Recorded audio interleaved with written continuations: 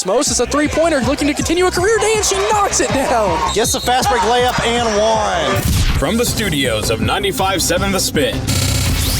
Who lays it up and in through the contact of Baylor. What a finish from Emma DeHart. Wasn't even looking at the basket when she threw it up. Back-to-back three-pointers off back-to-back possessions for the Screaming Eagles.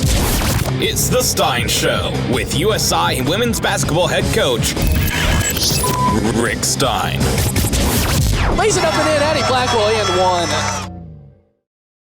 Welcome to The Stein Show. 957 presents The Coaches Show with USI head women's basketball coach Rick Stein. This is episode 10, and it's a very special episode because this is the episode where we pregame USI women's basketball, their first game coming up Friday and Sunday. It's opening weekend, something that we did not think could possibly happen back in March, and now we are going to start up a great season, GLVC only, so no non-conference games, no exhibition games. This is reality. This is what's going to happen, and it's crazy how things are going to work out this season. USI will get 2 bye weeks. Their first will be in December and then again later in February. This is going to be a great episode. We're going to talk a little bit about Rockhurst, what USI plans to do against Rockhurst, along with William Jewell. And then we're going to talk a little bit more about the GLVC preseason poll, where USI was selected to finish first in the GLVC East Division. I got Rick Stein coming up right this moment, and we're going to get started right away. Welcome, Coach Stein. This is episode 10 of the Stein Show. I got a lot of questions for you because this is the first week of basketball. This is an exciting time that we get to talk basketball for once. We don't have to talk about different players or last season. We get to talk about this season, something that we haven't been able to do since March. It's been 260 days since we've got to watch your team play.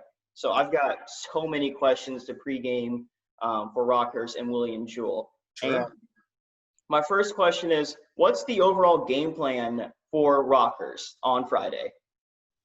Well, it's hard to, it's hard to prepare right now just because there's nothing to go off of other than last year. So obviously, we're playing, 2 teams that we played last year for sure, obviously on the road and have the same coaching staffs. A lot of we're the same players, returning players. What you do in your scout is you try to put it together, just guessing a little bit. Who will the starters be for them? Who are their main players going to be? Who did something last year and maybe they're ready to do more this year for them. A lot of research and even looking back at so much of what we're doing is looking back at last year and because again it's the first game for everybody. No preseason games at all, no exhibitions, no scrimmages, no pre-conference warm up. When it comes to non-league games, so. A lot of our prep has been about us, just how much better can we get as a basketball team, and that's something that we've been doing from day one. Just trying to improve, make it every day a day. Our goal is to get better, and I think we've done that. I think we've come a long way, and since this all started back at the end of August, beginning of September. Rockhurst is a veteran team. They got a good group back. They got no less than probably 3 to 4 starters back, and he changed his lineup, quite a bit last year. Coach Park did, but it's a veteran bunch that knows how to play in our league, and so yeah, we're prepping in a lot of ways. We're trying to just get better as ourselves, but also, hey, what did they do last year? Are we going to see some of the same tendencies, some of the same things? How do we defend them? There's a lot of unknowns right now, but at the same time, we try to not leave any stone unturned and do our best to make sure that our team is as prepared as possible. Now, this is a team that did not have a solid record last year. They were below 500 in overall and in the conference. Are you looking at that record from last year, or are you just swiping it away and this is a new team? Well, yeah, records don't mean much anyway. Here's the thing: the fine line between a 10-18 team and an 18-10 team in our league is it's minimal. It's so unbelievable that it's a possession or two maybe each game. Rockhurst, they had some really good wins last year, and they had some tough losses. How close are they to having a team that was above 500 within minutes of it. And here it is. Every game in this league is hard. Every game in this league is what you'd expect out of GLVC is in conference games is going to be 40 minutes of work and toughness and heart and battle. And this is a team it doesn't matter if they're up 5 or down 5 or up 50 or down 50. Rockhurst will fight. They're going to push. They're going to play their tails off to the end. But I wouldn't expect that from anybody. I'd expect that from everybody, I should say, in our league. And I don't think there's any question. This is a new year. So whatever happened last year is over. I think again they got a veteran bunch that's bringing back some good players. I'm sure they're talking right now about building off of whatever happened last year and what they did, but make it better this year. And what better way to do it than to go to Southern Indiana and try to get a W, get an early win at our place. So we definitely got to be ready. We definitely got to be ready for 40 minutes of basketball. Now, there were 2 names last year that were really on everyone's radar. One already graduated, was a senior last year, but another that is coming back, returning for the Hawks, is Dally Sullivan. She's a name that we really said a lot last matchup between USI and Rockhurst. She scored 14 in that last matchup. How are you going to be able to stop her? Yeah, team defense. She's a good player, and obviously, like I said, we can go down the list of they have Megan Urbanski. You got Paige Penley. There's a lot of starts from their returning bunch. Reagan Dodd, Maddie Grenz. There's a lot of minutes there and a lot of experience there. What position is each player going to play? How are they maneuvering players? Where are they putting them? It's hard to tell. Daly obviously had a great game against us last year. She had a really good season, and we're in a boat right now that we'll certainly try to stop them as a unit. One of the things we talk about all the time, and you've been around long enough. We're trying to keep teams under 60 points, and that's something that's not easy to do in this league, but. It made us one of the best defensive teams in our league and in the country last year. Doing that, our field goal percentage defense, I think, was 1 or 2 in the league last year. We want to make every shot a tough shot, a contested shot. One of the ways you and I talked about earlier on one of the early shows, we got to be better rebounders, and we have to rebound better. We can't if we give Rockhurst second shots, they're going to have a chance to beat us. And so. Obviously defense ends when you get the ball. We want to play our defense, and hopefully we can continue to be a defensive team like we like to be. We got a lot of young faces, new faces, and it's a young bunch. So it's hard to tell what that's going to look like right now. But it's not because we haven't been working on it, because our practices are certainly full of defensive scenarios. So it's going to be about us. How can we stop them? How can we get some things done off the defensive end? Now, the player I mentioned that they lost due to graduation was Ronshausen. She was a top player in the GLVC. She scored a lot of points last year. Do you feel like with Rockhurst losing her, does that give your team the upper hand, or maybe Rockhurst is struggling without her? No, well, yeah, I hope so. But, certainly, we lost, Ashley Johnson. We lost Kiera Moses. We lost Morgan Sherwood.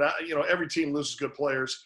Malin was a really good player. She could make baskets, and it wasn't just last year. She was a heck of a player her whole time there at Rockhurst. But again, everybody loses good players every year, and Rockhurst is no different. They lost a really good one in her, and I'm sure that they've recruited well, and other players step up to take on different roles, just like our basketball team. You're going to see players taking on different roles this year, and more expanded roles, and of course newcomers fitting into roles. So, I don't know what they're doing or how they're thinking without her. I do know that she was a heck of a scorer. She could make a lot of baskets in a hurry. But again, that's years past, and we all move on to the next year. Now, Rockhurst was a team that shot from behind the three for a fair amount throughout the season, shot very good at the free throw line as well. How will you stop the deep three ball, and how will you prevent them from getting to the line all game on Friday?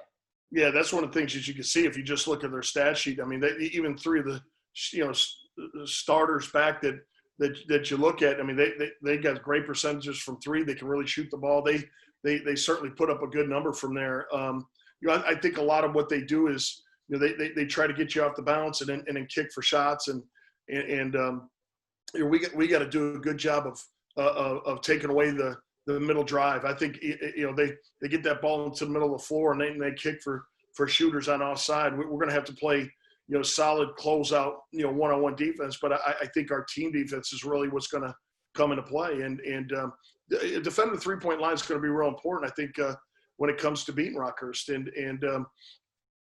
Obviously it's something that we're working hard on, but again, until you see it get out there against another team, you really don't know. So that defense, and it's not just perimeter players. I think what you're going to find with our inside player, post players, they're not going to just put two people in the paint. They're going to be playing four on our perimeter, and our inside players going to have to defend out there on the perimeter, also on the wings and top of the keys, and be able to guard players that can go off the bounce. Obviously, we like to think we're pretty good at defending everywhere, but this team will definitely challenge us to do that. Now, both Rockhurst and USI are bringing in a lot of freshmen and transfers. How do you think your new transfers and freshmen will favor in their first game? Yeah, gosh, that's one of those things too, Nate, that you wish you had those preseason, scenarios. Those, that Purdue and that Kentucky game that really helped us last year, and you think about our young bunch last year, our freshmen that were in last year, and how that helped them to get, in our uniform.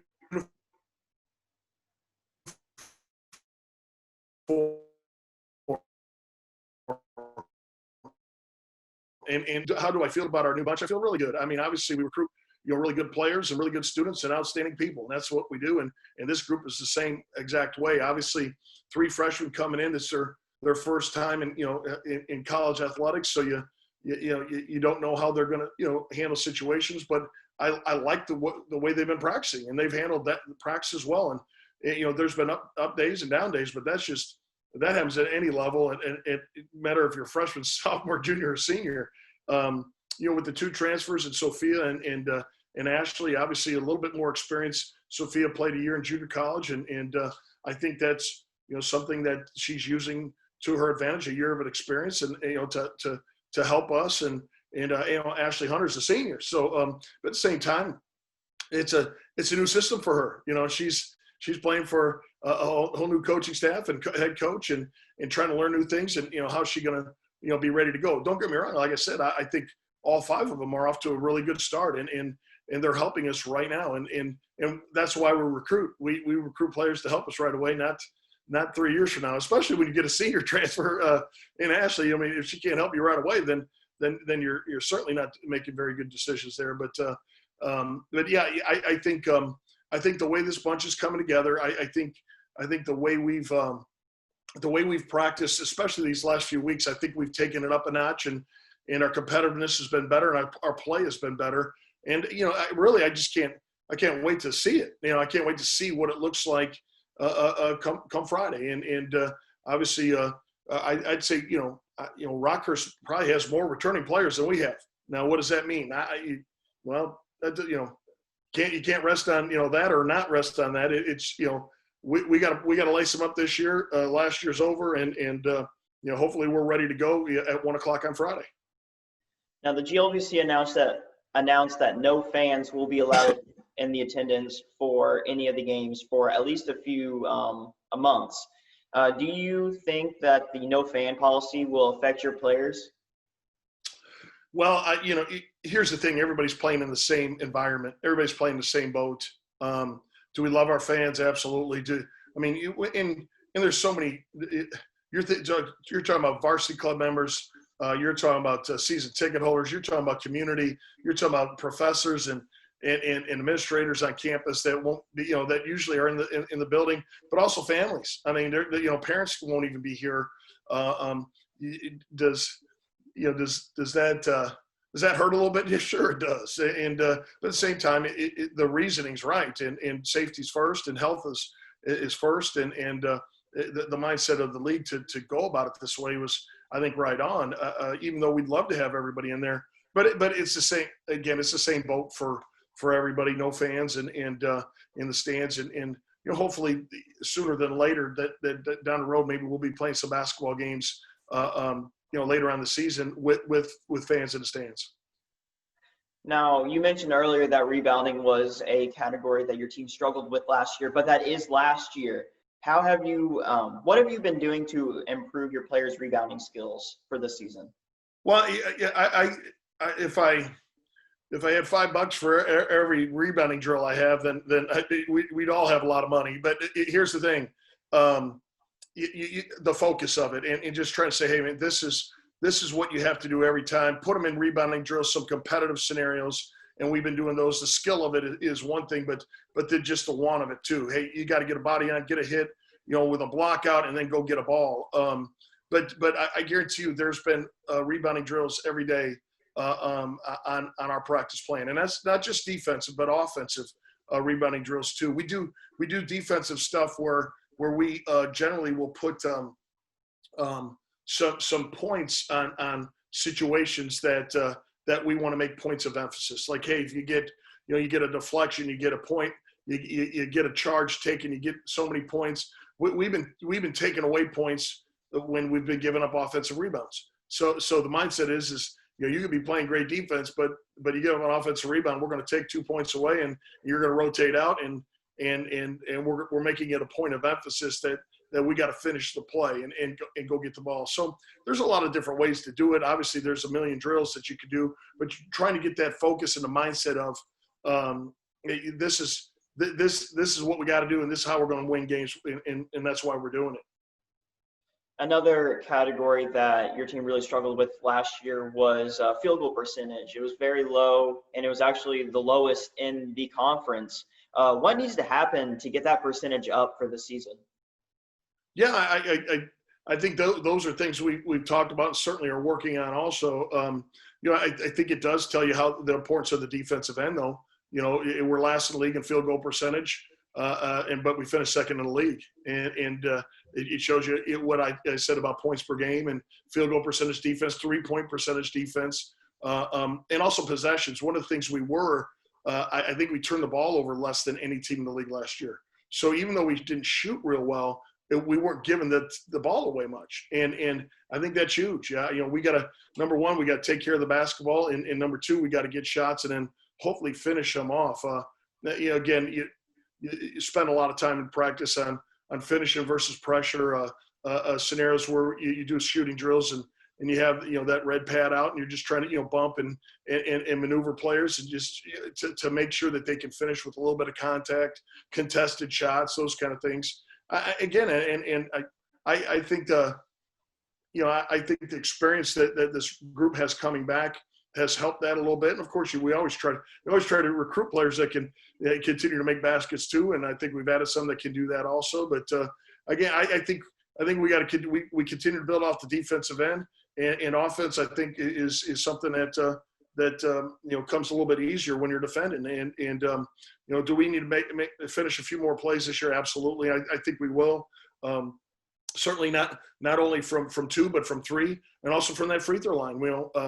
I think if we own the paint and we own that free throw line, that three-pointer is going to open up even more for us, and we'll knock that thing down a little bit more too. So it's the balance of it. It all comes together, and we'll go back to the rebounding thing. Hopefully we can go get some more second shots than we did. With our field goal percentage, down and not great last year, I certainly hope that we're going to be able to offensive rebound some of those misses also. But again, I think, that's the stat sheet shows some things and it doesn't show some things. I think, one of the things you can do every day, even if you're not making a basket, you can always defend. And you can always defend and rebound the ball. And that's something we're going to keep preaching every single day. And hopefully that's going to help keep, us to keep getting some W's. Last year, one of the lowest turnover ratings actually in NCAA Division II. I want to say your team was in the top 15 for least amount of turnovers given up. But something else that your team really favored in was field goal defense, and you held your opponents under 40% field goal percentage. That was actually the second lowest in the conference. And then you also gave up the fourth lowest amount of points per game in the conference. Will you have the same defensive dynamic this season as you did last season? Well, we're going to be different defensively. I hope it's better, of course. But, we lost three veteran guards from last year's team that were pretty darn good at it. When you look at, those three seniors last year, they had been, two of them had been through our program, for many years. And then another one just had come in and learned our defensive scenario pretty fast and was in a good place anyway, because I think she had learned some of it when she played in junior college also. So, again, how does it come into play? What we try to do is we try to make the other team uncomfortable. And we use that word all the time, uncomfortable. If you can be in the right position, but we don't want to just be there. We want to be in the right position, hands up, pressuring the ball, in passing lanes, deflecting balls. I think we're second in the league in turnovers forced last year. And that's where we want to always be, is forcing, other teams to make decisions and make plays that they don't want to make. And certainly it doesn't hurt to help us get in go in the other direction to get our offense going also. So, again, as much as we can make the other team uncomfortable, I think that's what we try to do every single time down the court. That's what we're trying to do every defensive possession, whether we're in man, zone, pressure, any full court, whatever it is. That's our goal. And if we can continue to do that, I think we'd be another really good defensive team. In our previous show, I want to say it was episode 2, we talked a lot about you and your coaching ability and what you've done in the past. And we also mentioned that this is your 22nd year at the helm here at USI. But the next couple of games that your team is playing, the coaches have also had a lot of experience with their teams. With Coach Larry Park, he's been with Rockhurst for 12 years. Coach Slominski with William Jewell, she's been as a coach for 25 years. Could you talk a little bit about your relationship with these tenure coaches? Yeah. I mean, veteran coaches, great people. I mean, I certainly think we have some of the best coaches in the country in our league. And you look at Coach Park and Coach. Here's the thing: you look at both these programs coming in, 12 years, you said, and 25 years. Both of these coaches have been around for a long time for a reason. They're doing good things. They're taking care of their programs, they're taking care of their players and their business, and they're having some success without question. And again, they're looking at it right now, probably saying the same thing. I mean, whether it's Jill at William Jewell or it's Larry at Rockhurst. Hey, Rick Stein's been there a while, and what are we going to do? Let's look and see what they've done in the past. I'm sure they're thinking, let's try to see what they've done, and maybe we can prepare for them that way, because there's nothing else you could do right now. Obviously, we hope to throw some curveballs at them and make sure they're not completely ready for us. And I think we do that anytime. Even during the season, we try to add and subtract some things that can help us win. But again, obviously, two long tenured coaches for Rockhurst and Jewell, and both are obviously having success in what they do at their places. And again, what does that mean for our game on Friday and Sunday? They all could be doing something totally different. I told our team, we can prepare in any way, shape, or form, but it doesn't matter.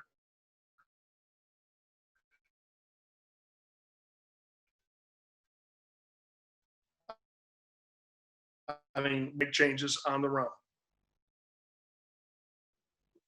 I want to switch to talking a little bit about William Jewell. You guys played them at 1:00 on Sunday. What's going to be the toughest task with keeping up with William Jewell? Again, a veteran club. I think they have every starter back from last year. I think there's 7 seniors on that team. When it comes to veteran play, I'd say they're probably one of the most experienced teams in the league, maybe the most experienced team in the league. I don't know of anybody else who has 5 starters back. That's a team that plays. Both these teams come in and play extremely hard, and William Jewell will be no different. They're going to put 40 minutes together. Last year we were over there and looked like we were getting away from them. Looked like we're gonna cruise to a 15 or 20 point win, and we win on the last second shot. basically at the buzzer at the rim, left-handed layup by Emma Hart. And, so you got to play 40 minutes in this league. William Jewell is experienced. They're well coached. I think they're a team that can really make some plays, and they got players who can really go get some buckets. And we're gonna be challenged to try to slow them down. And I think we're going to see some pressure from them. I think that both teams are going to be man-to-man defense, and they're going to be in our face, and they're going to be putting some heat on, and we're going to have to handle some tough Ds. So again, there's a lot of unknowns with both teams, and William Jewell's the same way. The only thing is that their experience level is great, and they got a starting bunch back, 7 seniors I think it is, and a coach been there a long time, so, and had a lot of success. So I wouldn't expect anything but everybody's best. We're going to get Rockhurst's best. We're going to get William Jewell's best this week.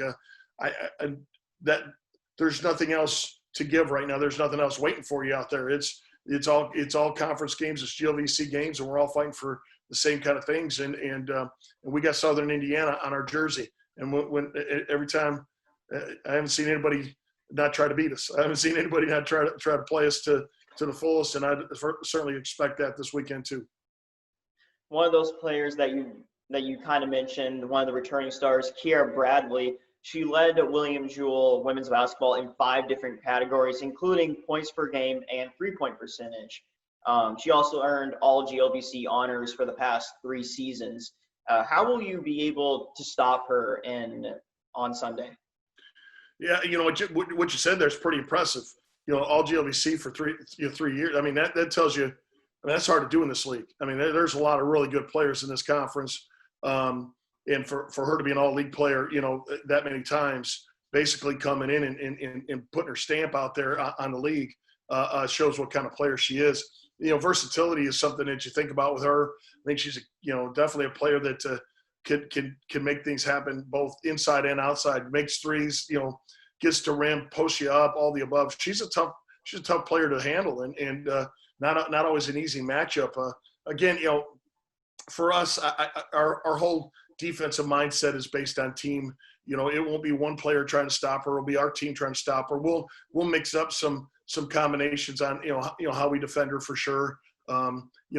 Sitting here right now, we haven't done near as much with William Jewell, obviously, as we have with Rockhurst, just because Rockhurst is first, and you try to take it one day at a time. But at the same time, as coaches, we're always you always got to think ahead too, and scouts and things like that. You're always thinking ahead. But again, we're going to be challenged with William Jewell to slow them down. We're going to be challenged to keep them in front of us. They're really, I mean, when it comes to being able to get by and get dribble drive and get to the rim, drive, draw, dish, get shots off of that, and basically they'll have 5 players on the court who can all do it, and Bradley's one of them. And again, they're a tough team to defend, and they're going to challenge us to the fullest. Game on Friday. Still practicing this week.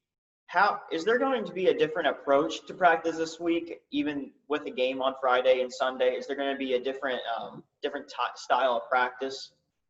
Well, as we get closer to games, obviously you tweak this and tweak that. Pretty much.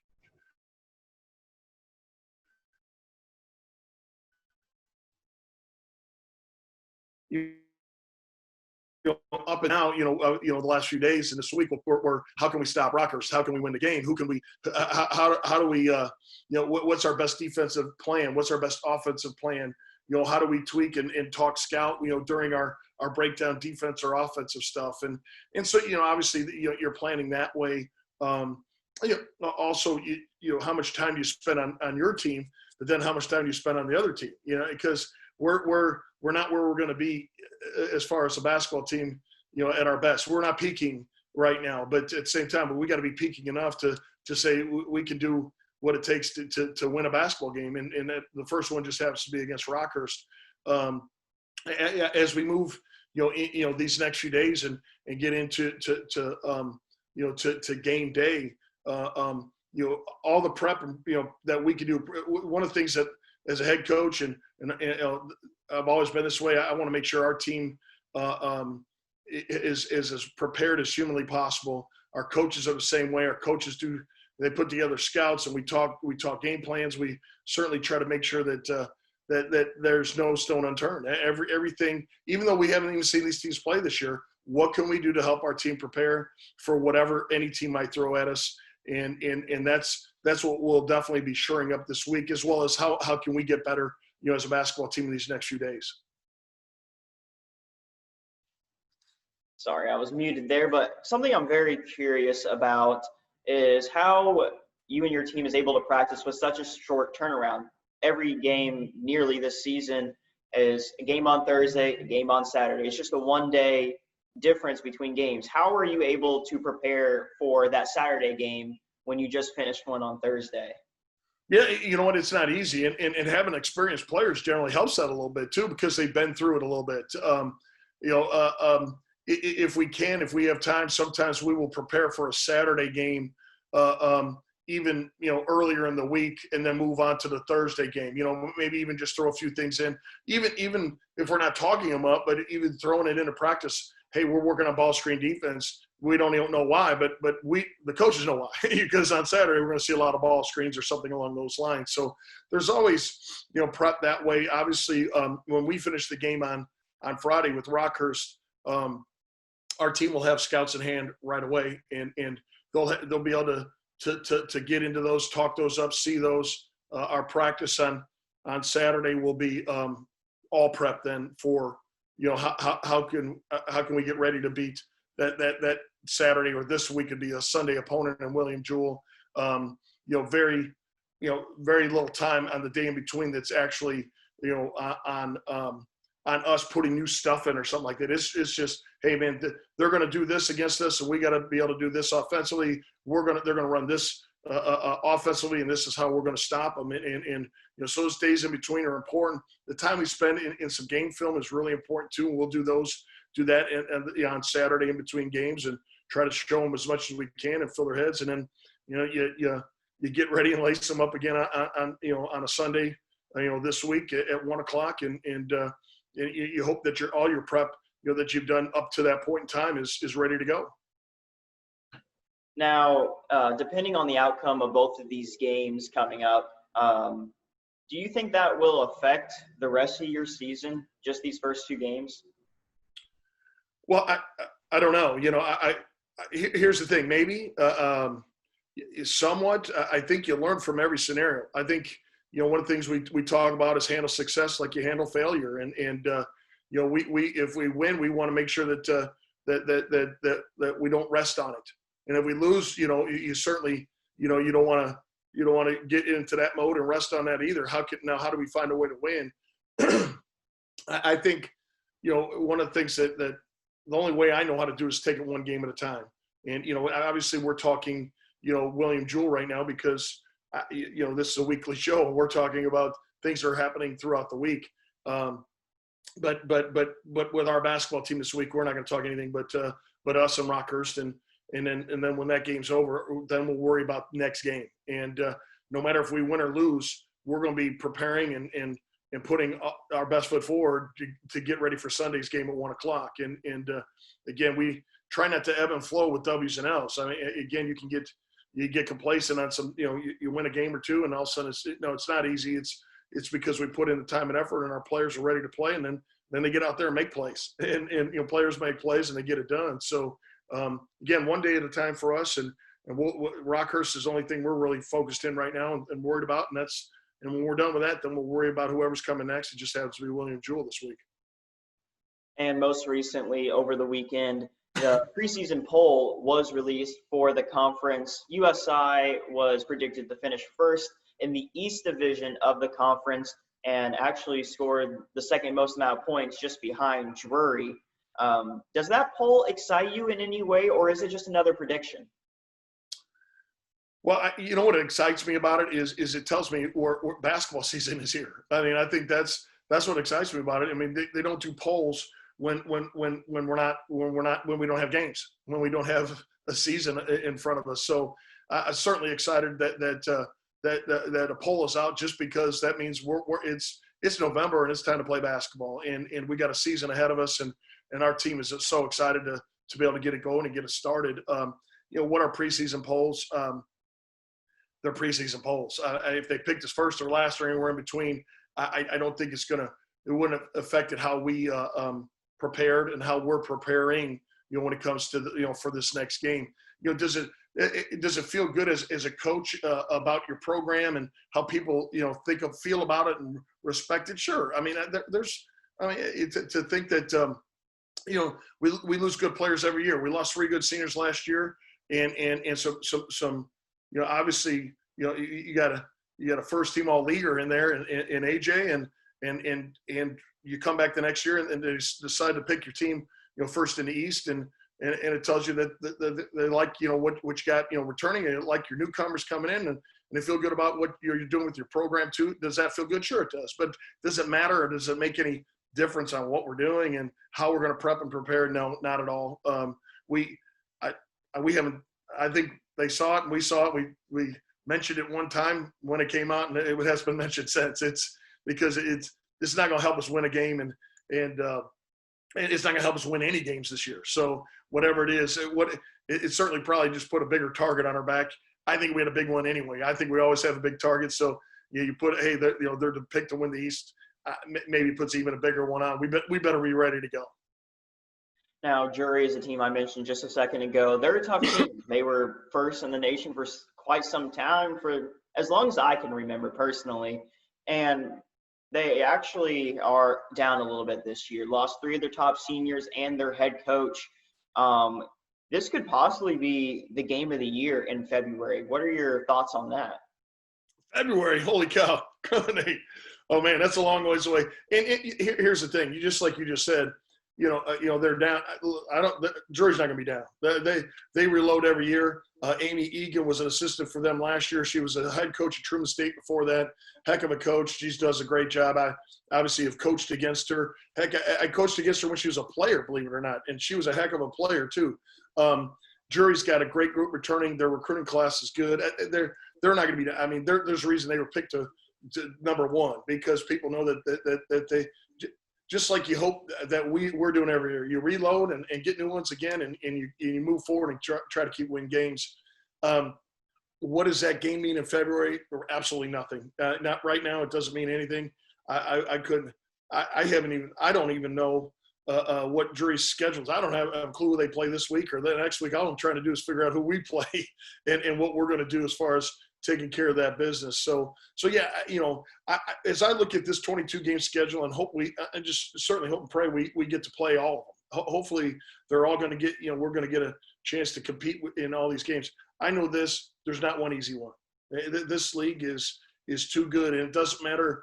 The difference between the first place team in our league and the 8th place team and the 15th place team in our league is very it's minute, man. It's a matter of a possession or two, or that one bounce or two that went your way. And again, Rockhurst is a 10-18 team last year, and could they have been a 18-10 team, maybe with a few more stops, maybe with one more basket made, or anything, a loose ball that went the other way. You never know. But it's every team in this league is really talented. They're all well coached, and that's what makes the schedule so fun, but really hard, because there won't be a night off, not in this schedule. And for my final question, I just want to ask if there are any updates about your team or anything you would like to mention before the contest on Friday and Sunday. Well, yeah, our team's just about improving right now. We're getting better. What I'd hope is, obviously, you talked about no fans. Obviously, these games are going to be, broadcast, and we want to be able to watch them. GLVCSN. Obviously, you guys are going to be doing radio game. They're going to be able to listen to it right here. And certainly we feel great about that. I appreciate you and all of you guys, and gals that are working there and taking care of business when it comes to getting this thing out there on the radio, getting it out on the broadcast, and because it's important. Not only you think about all the families and fans and season ticket holders, our booster club, they want to be able to watch it and hear it, and appreciate you guys for doing it and getting us out there and making sure that everybody can still follow USI, women's basketball and USI basketball in general. So, can't wait till Friday. Look forward to it. And we'll hopefully we'll be talking about good things next week when we come back together for a show. Thank you again, Coach Stein, for coming into the show. It's finally good to talk about, basketball. It's actually here. It's starting Friday. Games at 1 o'clock at Screaming Eagles Arena. 957 The Spin will be on the call for that one, along with the game on Sunday that starts at 1. Thank you again, Coach, for coming in and talking to us about this. Man, no worries, Nate. Thanks, man. Hey, we'll see you later this week. Game time. Absolutely. See you there.